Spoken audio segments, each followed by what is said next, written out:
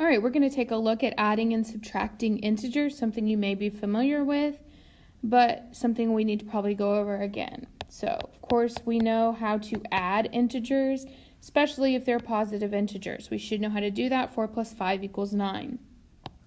Just real quickly, let's take a look at how we would do this on a number line. If this is 0, 1, 2, 3, 4, 5, 6, 7, 8, 9, 1, 2, 3, 4, 5, 6. All right, so we would start at 4, and we say we're trying to add 5, so we'd go 1, 2, 3, 4, 5, and we would see that we end up at 9. All right, so let's take a look at what happens when we subtract. So what if we say 4 minus 5? So again, I'm going to use the number line model. So I'm going to start at 4, and when subtraction sign comes up, that means I need to move to the left. So I'm going to move to the left 5, 1, 2, 3, 4, 5. So that actually puts me at negative 1. So the answer to that would be negative 1. Now let's look at the problem. 4 plus negative 5. So I'm going to start at 4. Now I'm adding, which means move to the right, but this negative sign means the opposite of. So the opposite of moving to the right is moving to the left. So I'm going to go left 5, 1, 2, 3, 4, 5, and sure enough, I end up at negative 1, just like I did in the previous problem.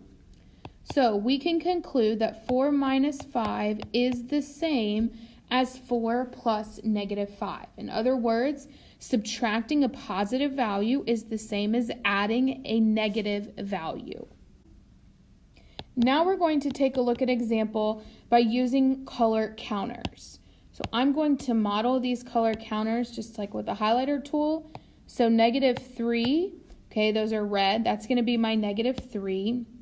And then my 8 are going to be black, my positive 4, 6, 7, 8. So what happens here is negative 1 and 1 create what we call a zero pair.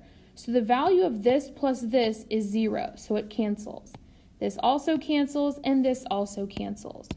So what I'm left with is I'm left with 5 positive. So the answer to this is 5. Negative 3 plus 8 is 5. We could also model that on a number line, and we would see it that way. Main thing to notice here is that we are adding, but we're adding a positive, and the positive that we're adding is larger than the negative we started with, and that's why we end up with a positive value. Let's take a look at another example. Negative 3 minus 6. Negative 3 minus 6. So I need to put my 3 negatives up here. So 1, 2, 3. Now I need to subtract 6, but I don't have 6 to subtract. If we remember, we know that negative 3 minus 6 is the same as negative 3 plus negative 6. So instead of taking away 6 that I don't have, what I can do is I can add negative 6. 1, 2, 3, 4, 5, 6. So now I do not have any zero pairs. In fact, I just have a total of negative 9. So the answer to this problem is negative 9. So when I add two negatives, I still have all negatives. That's the same as when I'm subtracting this 6 from already a negative number. All right, so now let's use one more number line example. Let's look at negative 2 minus negative 4. So I'm going to get our number line here. So I'm going to start at negative 2. Now, I'm subtracting, which means I move left, but I'm subtracting a negative, and negative means do the opposite.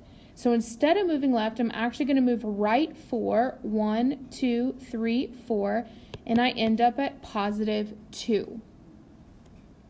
So again, what did I do? I moved to the right. Well, moving to the right is just the same as adding 4. So those have the same value. So subtracting a negative is the same as adding the positive.